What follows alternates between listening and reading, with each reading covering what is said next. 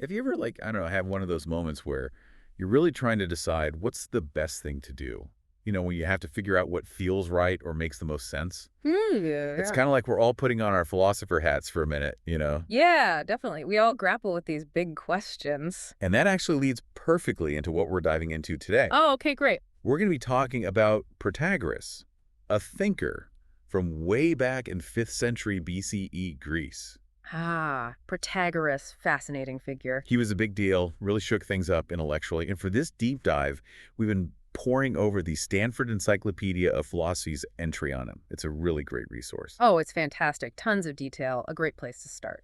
So today, we really want to try and understand Protagoras' key ideas, the stuff that still feels relevant to how we think and act today. Yeah, his philosophy is surprisingly applicable even now. Absolutely. So let's not just see him as some name in a history book, but like a real person who challenged the way people thought. Yeah, a true philosopher pushing the boundaries of knowledge. Exactly. So to start off, who was this guy? Well, he was born around the 490s BCE in Abdera, a city on the northern coast of the Aegean Sea. Okay, so right in the heart of ancient Greece. Exactly. He became a prominent sophist. Now, the word sophist back then meant something a bit different than it does today. It basically referred to a wise and skilled person, especially someone skilled in rhetoric and argumentation. Oh, like a master debater. Precisely. And Protagoras was renowned for his teaching, and it wasn't just about abstract ideas. His goal was very practical. He wanted to equip his students with the tools to build persuasive arguments. Makes sense, especially given the political climate of ancient Greece. The polis, the city-state, was the center of everything. You got it. The sophists, though they sometimes get a bad rap today, were really responding to the needs of this evolving polis. They provided people with the skills they needed to be effective citizens in a world that was increasingly reliant on public discourse and debate. So he was basically like a public speaking coach for the Athenian elite. In a way, yes, but with a deeper philosophical bent. And his influence is evident in how much later thinkers like Plato and Aristotle engaged with his ideas. Yeah, that's a good point. If those guys were paying attention, you know he must have been saying something important. Exactly. He positioned himself as the ideal educator for this new age, one where traditional forms of learning weren't necessarily keeping pace with the demands of a more politically active citizenry. So he saw a gap and he filled it. Precisely. And he didn't just stay in one place. He traveled all around Greece, sharing his teachings, becoming incredibly famous and wealthy in the process. Wow, a true celebrity intellectual. It seems so. He even had a close relationship with Pericles, one of Athens' most influential leaders, and played a part in drafting the constitution for the new colony of Theriae. So he wasn't just an academic. He was also a mover and shaker in the political sphere. Absolutely. But his life wasn't without its challenges. Later on, he faced a trial. The exact reasons are still debated, but some suggest political motives, others point to possible impiety towards the gods, and some even mention a dispute with one of his students. That's a reminder that challenging the status quo, even back then, could land you in hot water. It certainly could, and even the details of his death are shrouded in some mystery. Oh, yeah. Yeah. Plato suggests he died a respected elder, perhaps in his 70s or even 90s, around 420 BCE. But other sources, potentially less reliable, claim he perished in a shipwreck while fleeing after his trial. A dramatic end either way. For sure. But regardless of how his story ended, he left behind a powerful legacy. He did. He taught many influential figures like Anaxagoras, Charmides, Euathlus, and Theodore of Cyrene. His impact likely reached even further, influencing thinkers like Prodicus and those who contributed to works like the De Soi Logoi. It's amazing to think about how his ideas rippled outwards, shaping the intellectual landscape of his time. It is. Now, let's get to his most famous idea, the one that really made waves, the man-measure thesis. Okay, yeah. It's right there at the beginning of his work, Truth. The famous line, "Of all things the measure is man. Of those that they are, and of those that are not, that they are not." Right. Such a simple statement, but so loaded with meaning. It's a real head-scratcher, isn't it? Like, what does he even mean by that? Well, on the surface, it sounds like a strong endorsement of relativism. Like, what's true or real for one person might not be true or real for someone else. So truth is subjective. That's one way to interpret it. And Plato, in his dialogue, Theaetetus, explores this from an epistemological perspective. Epistemological. Now, remind me what that means again? It's basically the study of knowledge. How do we know what we know? Right. I know So that. Plato essentially links the man-measure thesis to the idea that knowledge is sensation. Like, if you feel the wind is warm, then for you, in that moment, the wind is warm. Okay, yeah. But for someone else who might feel the same wind is cold, for them, it is cold. So it's all about our individual perception. Exactly. Each of us is the ultimate authority on our own sensory experiences. But our source suggests that Aristotle and Sextus Empiricus took a broader view. They argued that this idea of man measure extends beyond just our physical sensations. Oh, interesting. So it's not just about whether the coffee is hot or cold. Right. They believed it applied to all our opinions and judgments, especially our moral judgments, like what we consider right or wrong, good or bad. Hmm, that's really fascinating. It's like Protagoras is saying that our values are also subjective. In a sense, yes. He's shifting the focus from some abstract universal standard of truth and morality to the individual human experience. Okay, so let me see if I'm getting this. It's not that there's no such thing as truth or morality, but rather that these things are always relative to the individual. You're on the right track. And this was a radical idea, especially back then when many thinkers, like Parmenides, believed in a kind of absolute truth, and poets often claimed divine inspiration for their pronouncements. So he was really shaking things up, challenging those traditional notions of authority. He was. He was reevaluating the importance of human experience and individual perspective.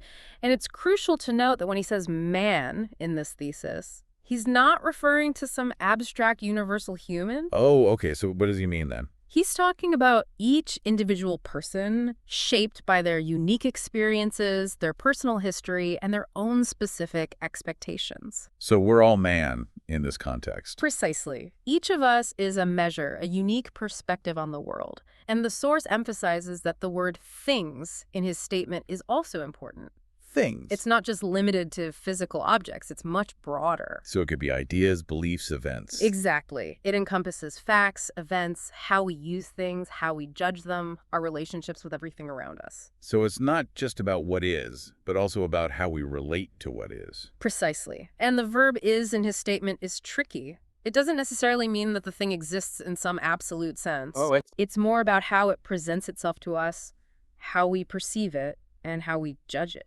So it's modal. It's about the way something is for us, not necessarily its ultimate existence. Exactly. With perhaps the exception of the gods, which we'll get to later. Okay, I'm starting to get a clearer picture of this man-measure idea, Yeah. but I can imagine it must have been pretty controversial. Oh, it definitely was. One of the biggest challenges it faced was the charge of being self-refuting. The ancient Greeks called this paratrope.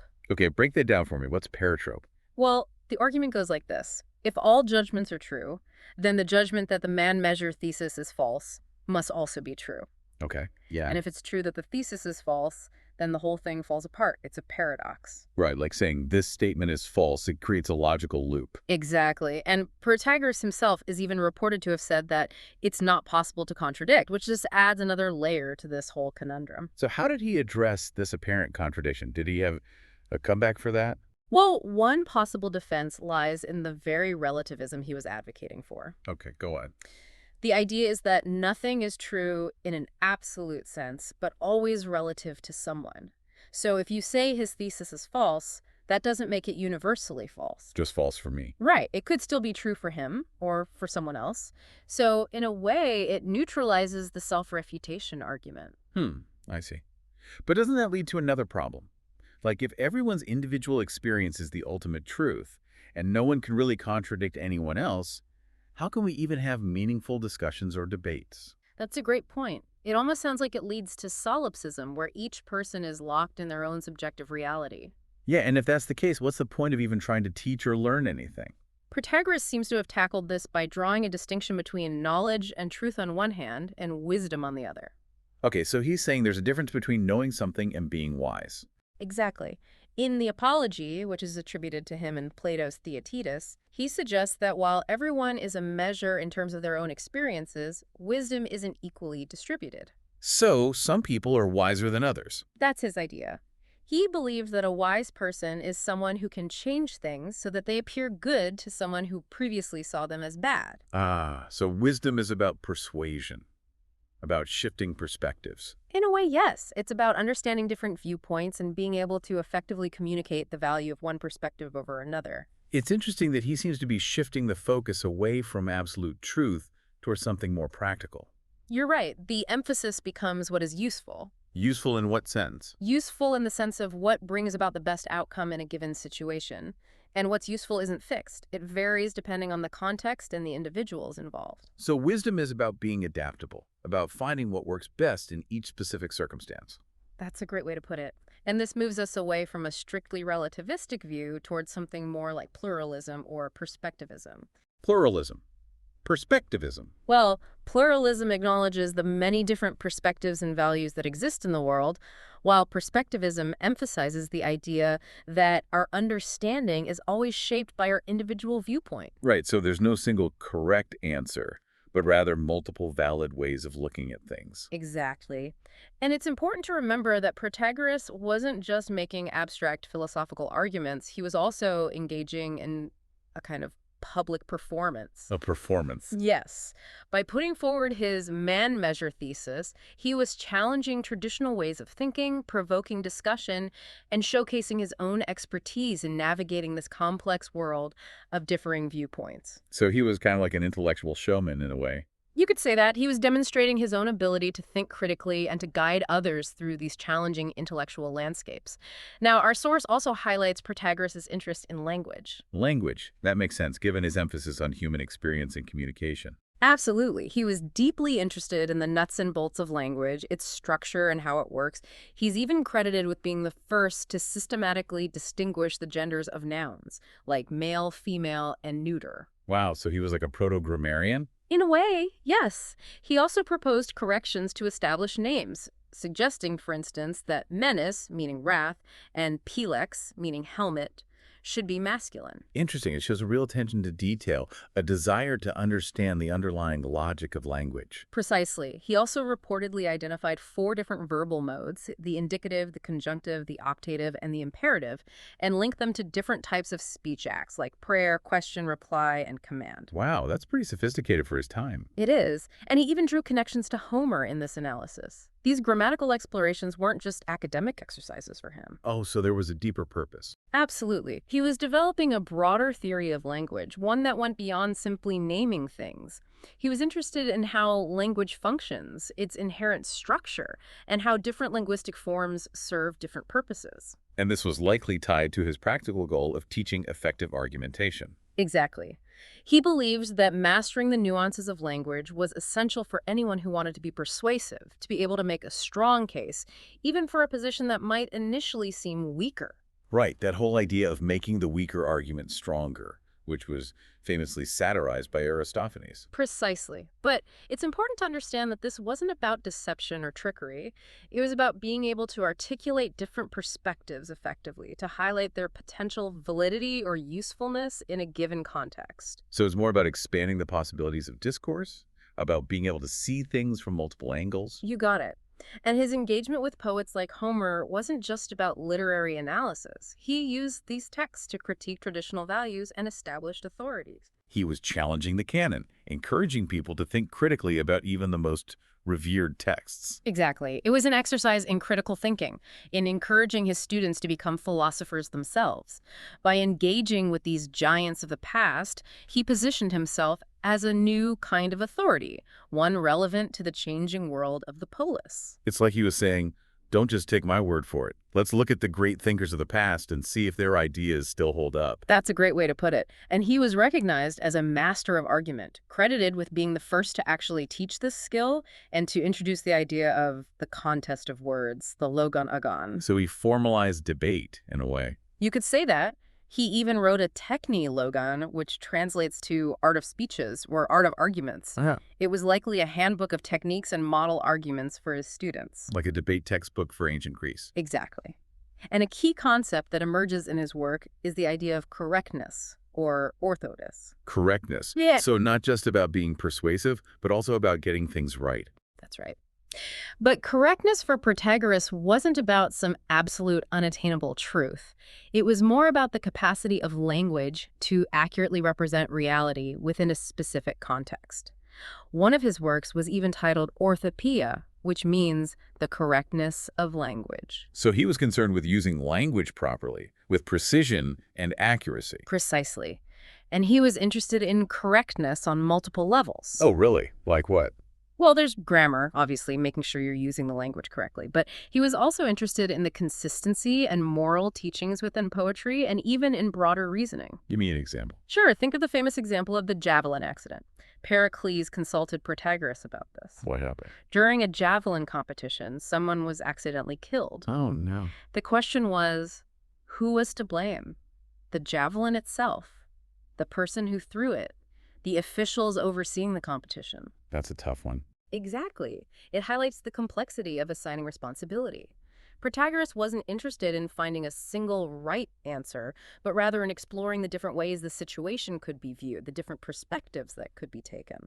So it's about finding the most appropriate or useful way of understanding a situation, rather than searching for some ultimate truth. You've got it. And underlying all of this is Protagoras' awareness of the complex relationship between reality and human beings.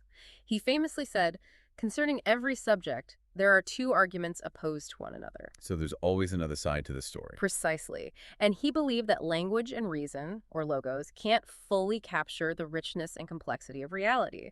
But his skill was in being able to discern which of those opposing arguments was better, more correct, or more useful in a specific situation. So that's what he meant by making the weaker argument stronger. It's not about trickery, but about understanding and effectively presenting different perspectives. Exactly. His teaching was fundamentally centered on logos, on our ability to reason and express ourselves through language. The goal wasn't necessarily to arrive at some objective truth, but to construct a correct argument, one that was well-reasoned, persuasive, and appropriate for the context. Like he was saying, it's not about winning the argument, but about having the best argument. Precisely. Now, let's move on to a topic that often comes up when discussing Protagoras: his views on the gods. Okay, yeah, he was known for his rather unconventional views on religion. That's putting it mildly. Yeah. The very first line of his work on the gods is a statement of agnosticism. He says, "About the gods, I am able to know neither that they exist, nor that they do not exist, nor of what kind they are in form. For many things prevent me from knowing this, its obscurity and the brevity of man's life." Wow, that's a bold statement, especially for that time period. It's like he's saying, I don't know, and I don't think we can know. That's a good summary, and as you can imagine, this caused quite a stir. I bet. Some ancient sources even claimed his books were burned, that he was convicted of atheism and sentenced to death, and that he managed to escape but ultimately died in a shipwreck. It sounds like something out of a movie. It does. However, our source suggests these stories are likely exaggerated, maybe even entirely made up. So a bit of dramatic embellishment. Probably. But it's undeniable that his agnosticism was highly controversial. I can imagine. In a society where religion was so central, questioning the existence of the gods must have been shocking. It was. He was condemned by many, even by groups who were typically opposed to each other. They saw his words as atheistic, even though he never explicitly denied the existence of the gods. That's an important distinction. He's not saying there are no gods, just that he doesn't know. Exactly. His focus is on the limits of human knowledge, what we can and cannot know about the divine. He's saying, I can't know for sure, rather than I know they don't exist. So it's an epistemological statement rather than an ontological one. He's more concerned with the process of knowing than with the ultimate nature of being. Precisely. And the reasons he gives for his agnosticism are interesting. He talks about the obscurity of the subject matter and the brevity of human life. Like he's saying, it's too big a question and we don't have enough time to figure it out. In a way, yes. And this ties back to his emphasis on personal experience as the basis for knowledge. If we can't directly experience the divine, how can we claim to know anything about it? Makes sense. He's setting a high bar for knowledge claims, especially when it comes to something as intangible as the gods. Exactly. And this puts him in direct opposition to many earlier thinkers, like the pre-Socratic philosophers and the poets, who often claim to have access to divine knowledge or inspiration. So he's challenging those traditional sources of authority. It's a recurring theme in his work. Absolutely. And his agnosticism can also be seen as reinforcing his humanism. If we can't attain certain knowledge about the gods, then our focus naturally shifts to what we can understand: human affairs, human experience, and the world around us. It's like he's saying, let's focus on what we can control, what we can make sense of. That's a great way to put it. And some scholars even suggest that this paved the way for a more anthropological and sociological approach to religion, examining its function and impact on human society rather than its presumed divine truth. So, a more pragmatic view of religion, focusing on its role in human life. Precisely. Now let's shift gears and talk about Protagoras' political thought. While we don't have extensive writings from him on this topic, there's a fascinating myth in Plato's dialogue Protagoras that is widely believed to reflect his ideas. You're talking about the myth of Prometheus, right? Yes, exactly. In this myth, the gods entrust Prometheus with distributing various qualities to all the mortal creatures. However, his brother, Epimetheus, acts impulsively and forgets to give humans the attributes they need to survive. So humans are left kind of helpless. In a way, yes. But Prometheus comes to their rescue. He steals fire and technical skills from the gods and gives them to humans. The classic story of Prometheus, the benefactor of humanity. Exactly. But even with these gifts, humans still lack something crucial: political wisdom. As a result, they harm each other, unable to live together peacefully. So they have the means to survive, but not the knowledge to create a stable society. Precisely. And that's where Zeus steps in. He sends Hermes to bestow justice, or dike, and a sense of shame, or eidos, upon all humans equally. So these are seen as the essential foundations for social life. Exactly. Justice and shame are what allow humans to coexist and cooperate to form communities and societies. It's interesting that the myth doesn't focus on some kind of divine law or a specific set of rules. You're right. It's more about these fundamental human qualities, justice and shame, that are seen as necessary for social harmony. And this can be interpreted as an early argument for humans as inherently political beings, which is something that Aristotle will later develop in more detail. Exactly. It's the idea that humans are naturally inclined to live in communities and that these communities require certain shared values and norms to function. Now, this myth also stands in contrast to other accounts of human progress that often emphasized technical skills, or techni, as the primary drivers of civilization. You're right. Protagoras seems to be saying that while technical skills are important, they're not enough on their own. We need something more. Yes, we need those social and ethical foundations, those shared values that bind us together as a community. Justice, shame, that kind of thing. Precisely. And he even criticizes other sophists, like Protagoras and Hippias, for focusing too heavily on technical subjects while neglecting the political art, the knowledge of how to govern a city effectively. So he's emphasizing the importance of politics, of understanding how to create and maintain a just and well-functioning society. Absolutely. And this ties into his ideas about justice and law. Okay, tell me more about that. Well, in the Apology, in Plato's Theaetetus, Protagoras is quoted as saying that whatever seems just and fine to each city also is that for it, so long as it thinks. So what's considered just is relative to the specific city or society. That's one way to interpret it. It sounds like a form of legal relativism, the idea that there's no single standard of justice that applies to everyone everywhere. But he wasn't necessarily saying that anything goes. No, not at all. He believed that law, or nomos, is the concrete expression of humanity's natural inclination towards justice. So we have a natural sense of justice, and laws are our attempt to codify that. Precisely. And while the specific laws may differ from place to place, reflecting local customs and circumstances, they all ultimately aim to create a just and ordered society. So it's more like a form of pluralism than pure relativism. There are multiple valid ways of achieving justice, depending on the context. Exactly. And the role of the politician and the sophist is to help determine what those just laws should be, what will best serve the interests of the community. So Protagoras is advocating for a kind of reasoned, pragmatic approach to lawmaking, one that considers the specific needs of the community. That's right. And this idea of justice as convention, as something determined by human agreement rather than by some external authority, sparked a lot of debate among later thinkers. Like who? Well, you have figures like Antiphon, Xenophon, and Thrasymachus, all grappling with this question of whether justice is something natural or something we create. So Protagoras really laid the groundwork for these important discussions in political and ethical philosophy. He did. He pushed people to think critically about the very foundations of their societies. And finally, it's worth considering the connection between Protagoras' ideas and the rise of democracy in ancient Greece. Yeah, there seem to be some interesting parallels there. Absolutely. His man-measure thesis, with its emphasis on individual perspective, resonates with the democratic ideal of isagoria. Remind me, what's isagoria again? It's the right of every citizen to speak freely in the assembly, to have their voice heard. Okay, so it's about equal participation in the political process. Precisely. And the myth of Prometheus, with its focus on the universal distribution of justice and the importance of civic responsibility, can also be seen as a kind of justification for democratic governance. Like he's saying, we all have a stake in this, so we should all have a say. That's a good way to put it. Protagoras' philosophy, with its emphasis on human experience and reason, provides a theoretical foundation for the idea that political power should be shared, that decisions should be made collectively. And this idea of shared governance was central to Athenian democracy. Exactly. So Protagoras is not just describing the political reality of his time, he's also providing a philosophical justification for it.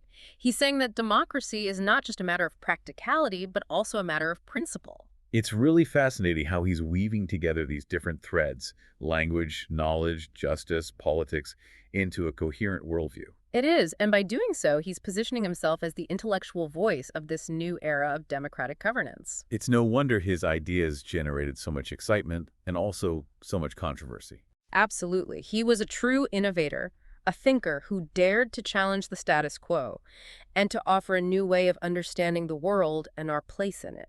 So, to sum up, Protagoras was a groundbreaking philosopher who emphasized the importance of human experience, explored the power of language, challenged traditional religious beliefs, and laid the foundation for a more human-centered approach to justice and politics. He really embodies that spirit of acting as a philosopher, of questioning, exploring, and challenging conventional wisdom. Exactly. And this brings us to a final thought for you, our listener. Considering Protagoras' emphasis on human experience as the measure of all things, and his focus on finding the correct or most useful way to engage with the world rather than seeking some absolute truth, how does this resonate with your own life? In what ways are you, perhaps without even realizing it, acting as a philosopher, weighing different perspectives, and trying to figure out what's right or best in your own specific circumstances? It's a question worth pondering. And if you're interested in exploring Protagoras' ideas further, we highly recommend checking out Plato's dialogues, especially the Protagoras and the Theaetetus. They offer a fascinating and sometimes critical perspective on his work. You could also look into the later sophists who were influenced by or reacted against his ideas. It's a journey into the history of thought that's sure to challenge and inspire you.